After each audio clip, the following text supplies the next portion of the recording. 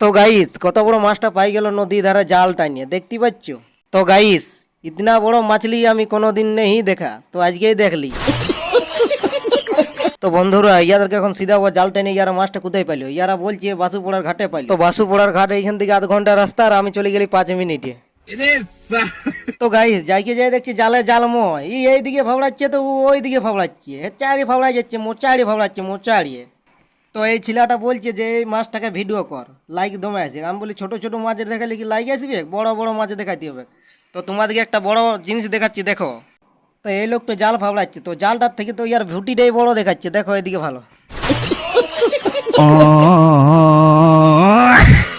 তো বন্ধুরা এই দেখো এই দেখো এদিকে ভালো, এইখানে আছে মাছগুলো ঝোলার ভিতরে। তো আজকে ঝোলা খুলে দেখা দি পারলাম নাই।